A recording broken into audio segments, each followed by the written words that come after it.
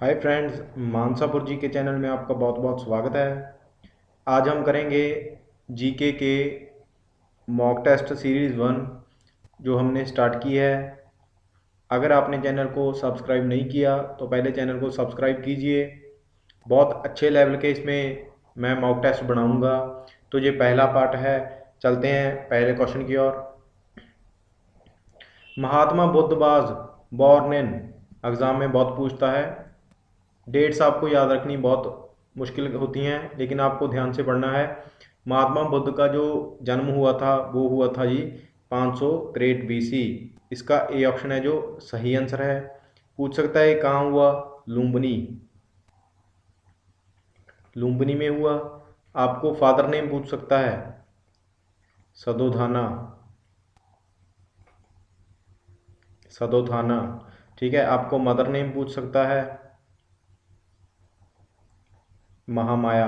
ठीक है जी। और महात्मा बुद्ध जब 7 दिनों का था उनकी मदर की डेथ हो गई थी, और उनकी स्टेप मदर थी जो उन्होंने उनकी देखभाल की थी। तो आपको एग्जाम में पूछ सकता है कि उसका नाम क्या था। उनका नाम था गौतमी। ठीक है, गौतमी याद रखिएगा। Father name Sadudhama, mother name Mahamaya. ठीक है जी। और जब 7 दिन का था तो उनकी मदर की डेथ हो गई थी, और स्टेप मदर कौन थी फिर। गौतमी, महाप्रजापति गौतमी। याद रखिएगा। 483 BC में महात्मा बुद्ध जी की डेथ हुई थी। ठीक है जी, ये भी आपको याद रखना है। ठीक है।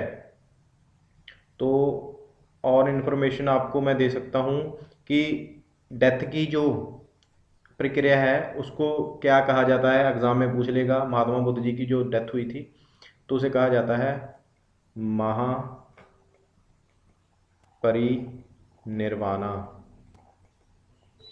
ठीक है जी, महापरिनिर्वाणा। अगर आपको ज्ञान की प्राप्ति पूछे तो उसे कहा जाता है निर्वाणा। ठीक है, महात्मा बुद्ध जी को ज्ञान की प्राप्ति, तो उस प्रोसेस को क्या कहा जाता है। निर्वाणा कहा जाता है। याद रखिएगा। चलते हैं नेक्स्ट की ओर।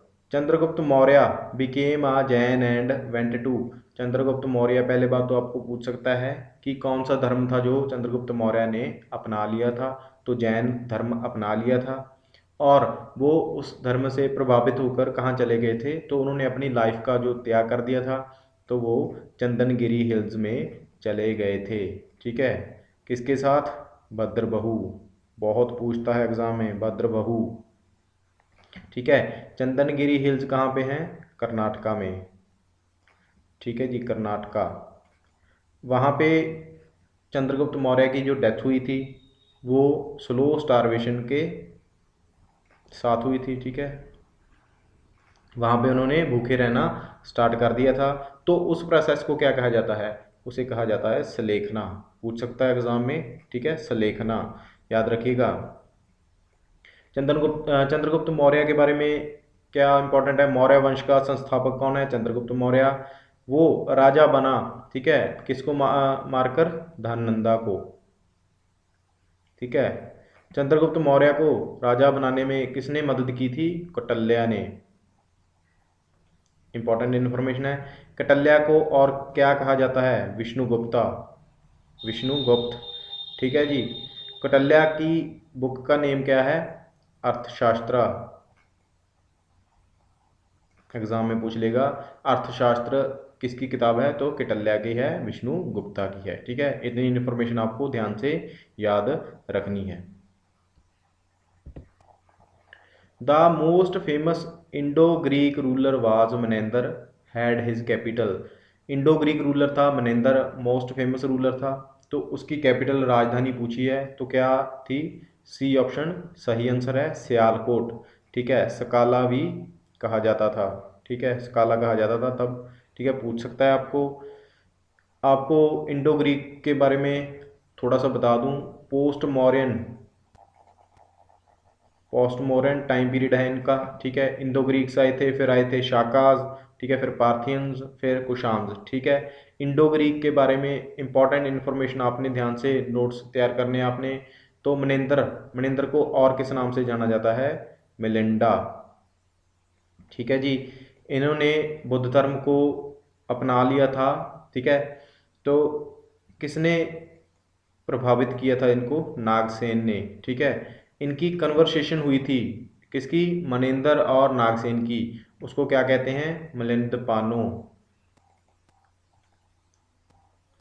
मिलिंद पानो, या फिर the questions of Melinda, exam में पूछेगा ये, ठीक है, द क्वेश्चन ऑफ मिलिंडा, ध्यान में रखिएगा, सुपर इंपॉर्टेंट ये बातें हैं, ठीक है जी।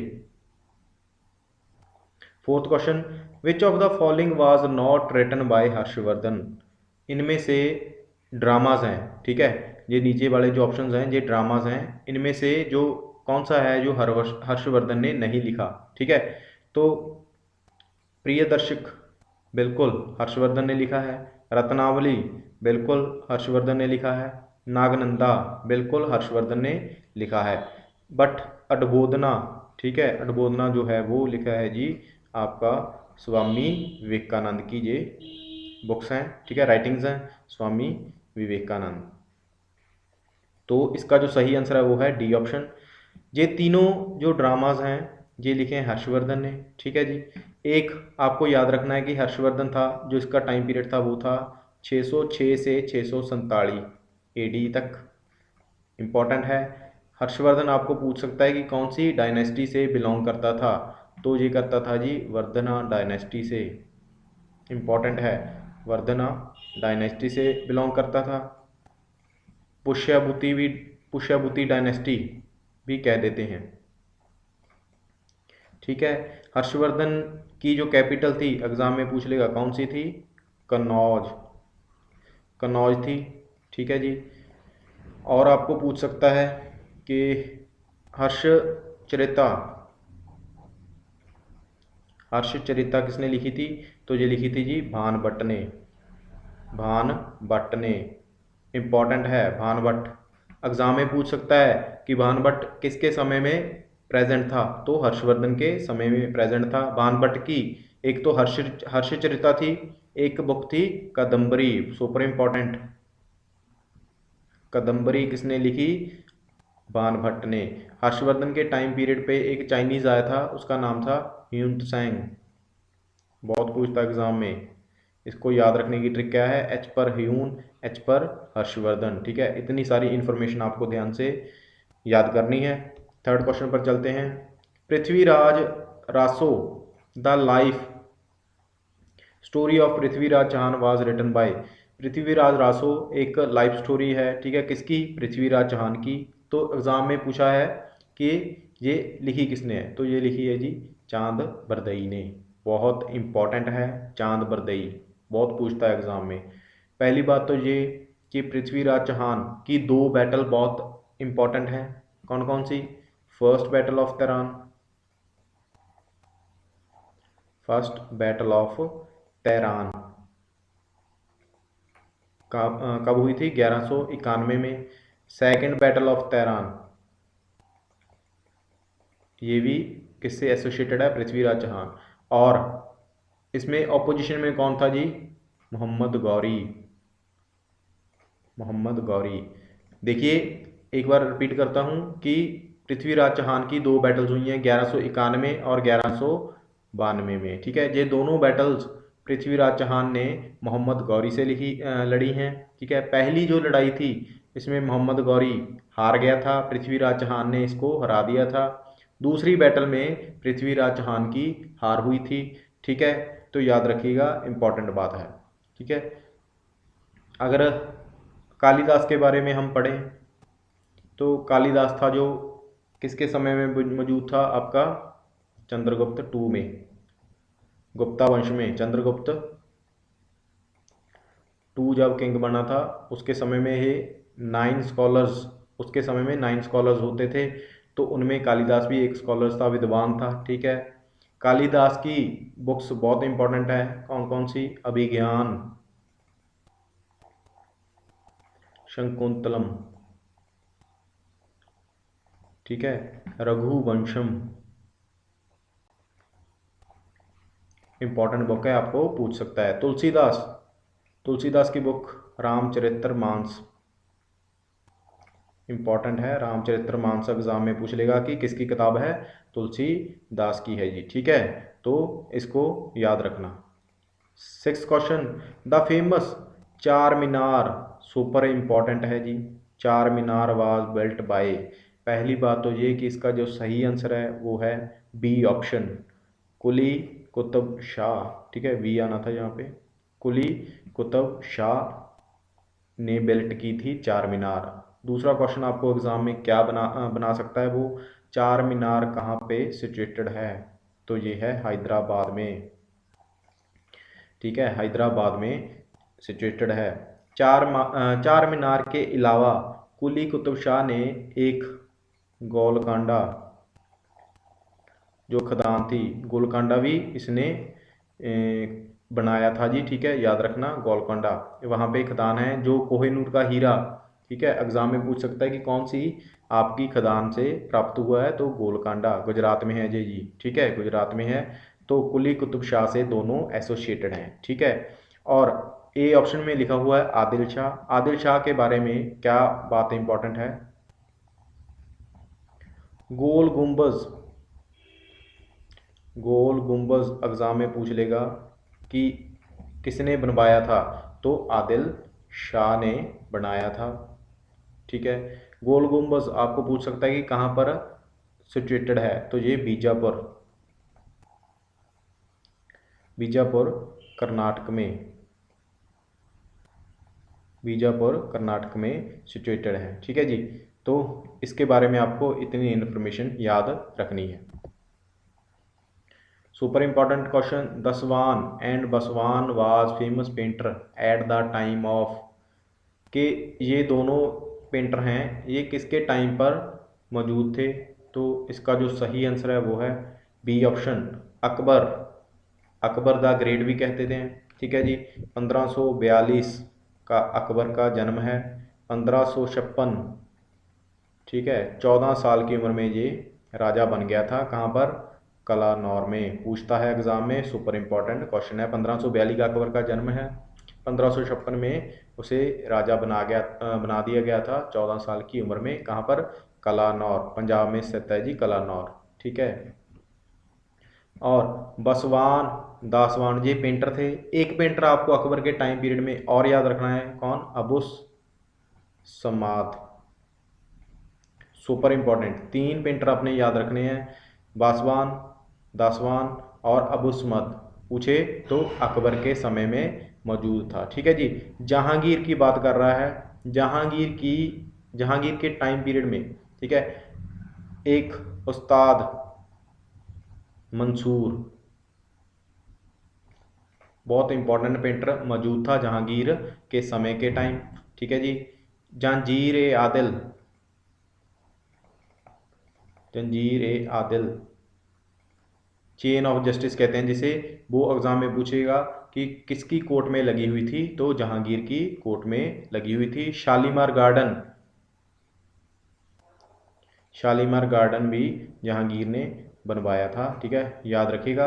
औरंगजेब, औरंगजेब के बारे में आपको पता ही है कि आलमगीर किसे कहा जाता है, औरंगजेब को। जिंदा पीर, अपने आप को लिविंग सेंट कौन बोलता था, तो जिंदा पीर औरंगजेब बोलता था, याद आपको रखना है। Golden age of Mughal empire, बहुत इंपॉर्टेंट है, golden age of Mughal empire किसके समय में था, शाहजहां,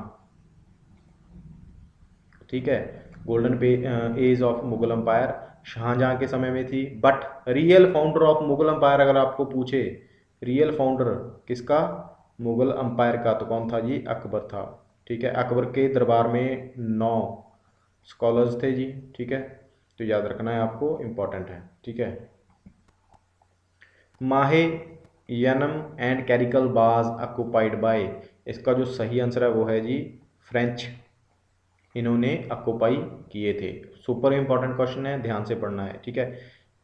एक्स्ट्रा इन्फॉर्मेशन आपको बताता हूँ, पुर्तगीज भारत में 1498 में आए, कौन आया था, वास्को डी गामा, ठीक है, Cape of Good Hope, Cape of Good Hope के रास्ते से, ठीक है। जैमरीन, सुपर इंपॉर्टेंट, जैमोरिन जो हिंदू रूलर था, उन्होंने इसका स्वागत किया था। ठीक है जी।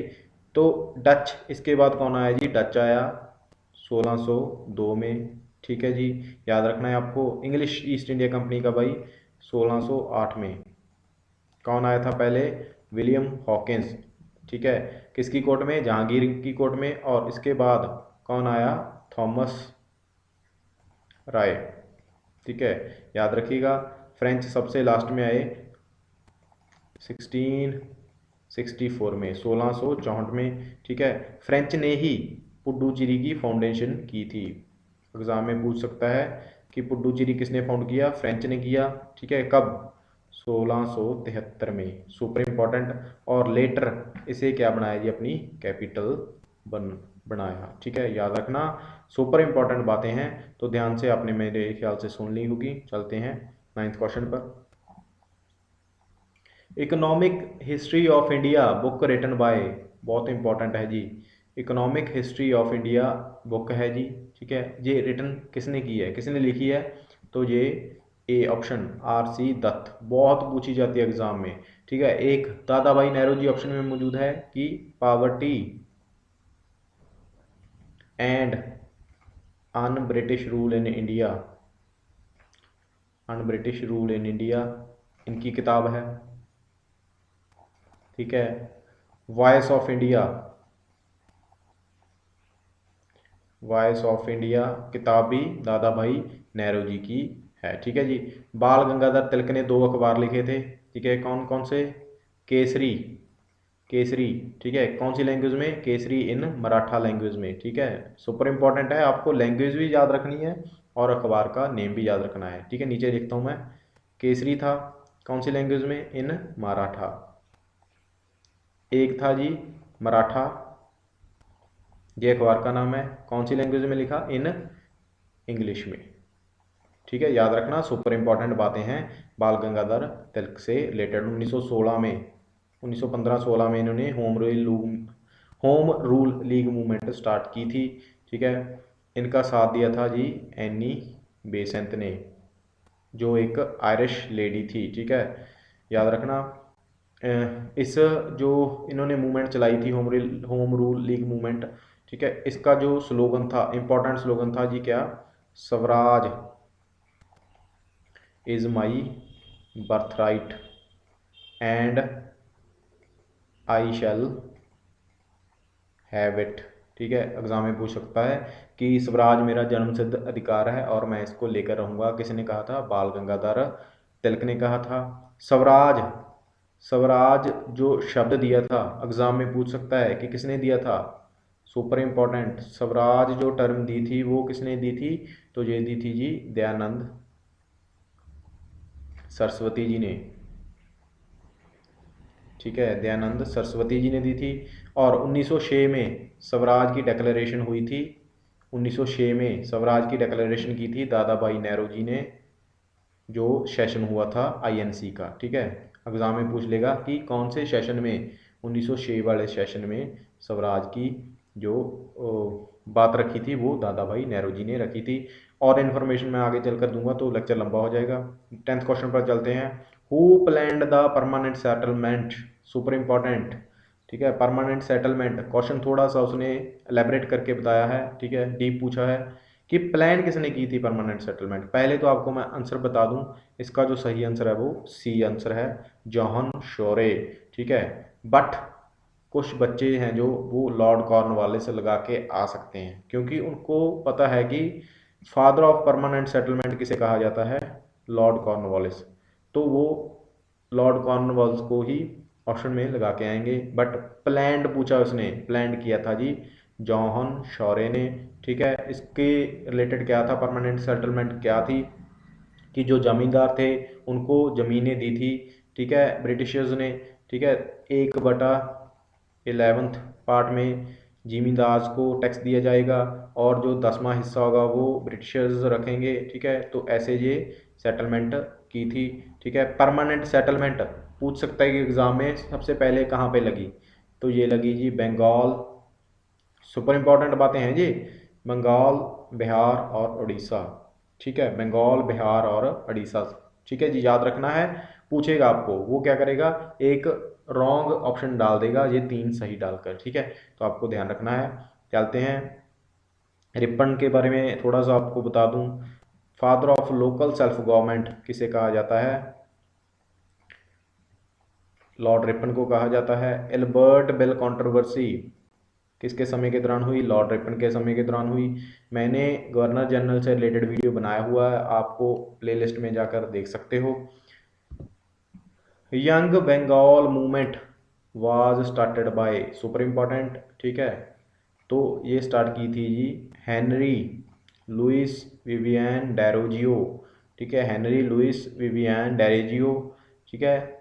इनके बारे में डेरोजियो ने 2 अखबार थे जो एडिट किए थे, एग्जाम में पूछेगा कौन कौन से। कलकत्ता गैजेट, कलकत्ता गैजेट पूछेगा एग्जाम में, और एक इंडियन गैजेट, ठीक है, याद रखना। स्वामी विवेकानंद, इन्होंने कौन सी मूवमेंट स्टार्ट की थी? रामकृष्ण मिशन,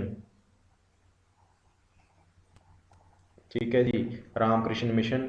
इनका नाम रामकृष्ण मिशन, जो इन्होंने मूवमेंट का नाम रखा था वो अपने गुरु से प्रेरित होकर रखा था, ठीक है। स्वामी विवेकानंद का ओरिजिनल नेम आपको पूछ सकता है क्या था? नरेंद्र नाथ दत्ता, नरेंद्र नाथ दत्त, ठीक है जी। बस इसके रिलेटेड यही बात इंपॉर्टेंट है। दयानंद सरस्वती, इनका ओरिजिनल नेम क्या था? मूल शंकर, ठीक है, मूल शंकर। नीचे लिख रहा हूँ फर्दर इन्फॉर्मेशन।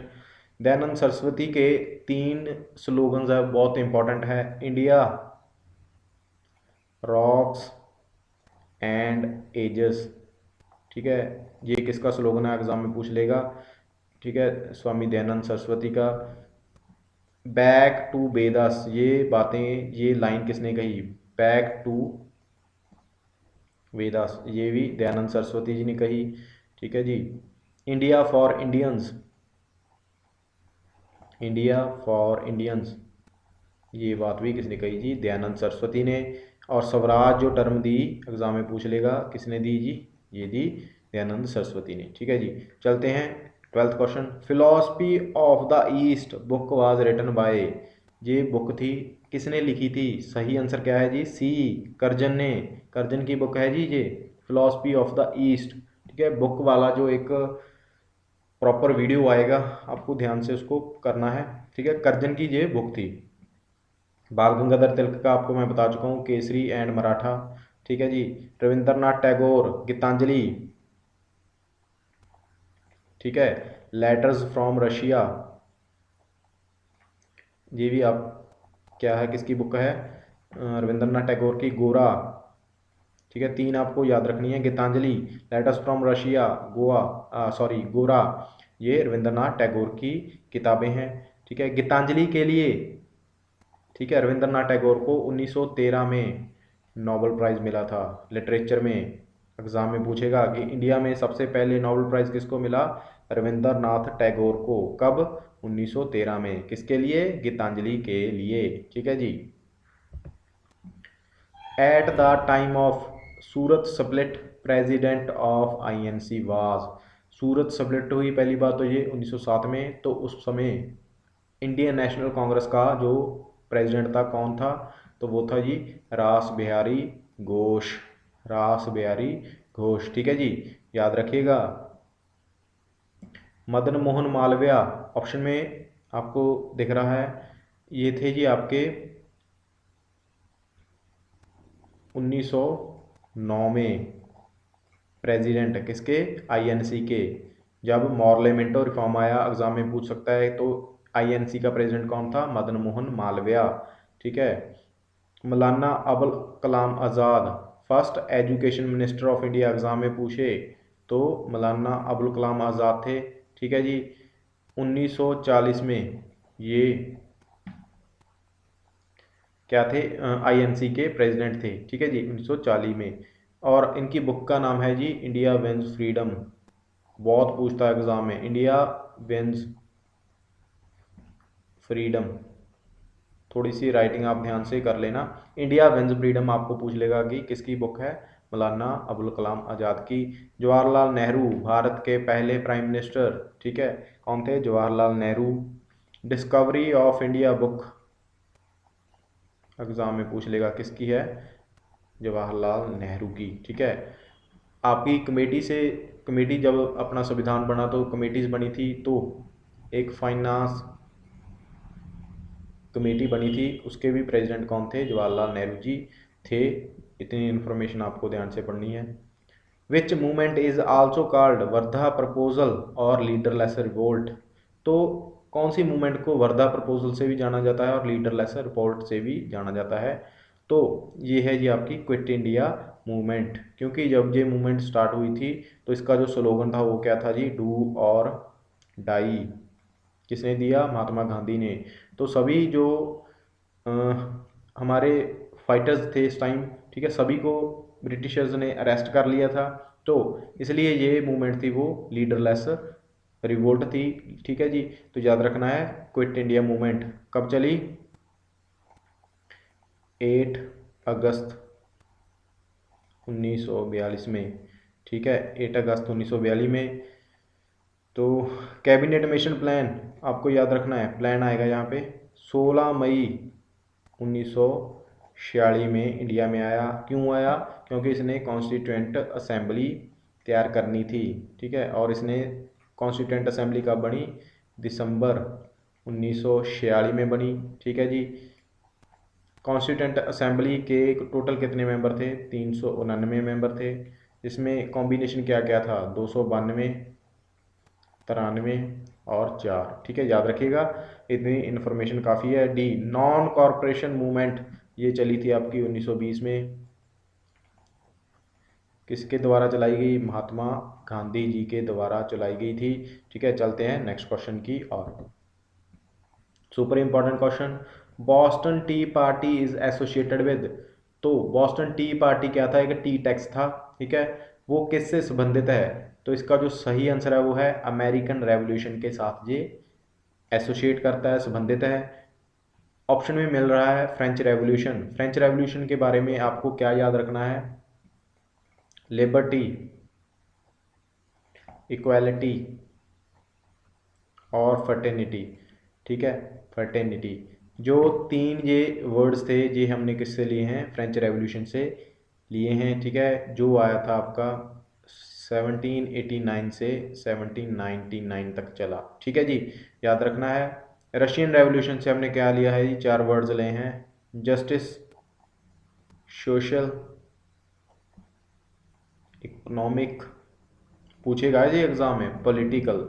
ये वर्ड्स हमने कहाँ से लिए हैं? रशियन रेवोल्यूशन से लिए हैं। अगर आपको 3 सही डालकर वो चौथा कोई क्या करेगा? गलत भी डाल सकता है, तो कैसे भी क्वेश्चन को अरेंज कर सकता है, आपको ध्यान से पढ़ना है, ठीक है। प्रेम्बल में ये वर्ड्स हैं जो दर्ज हैं, ठीक है जी।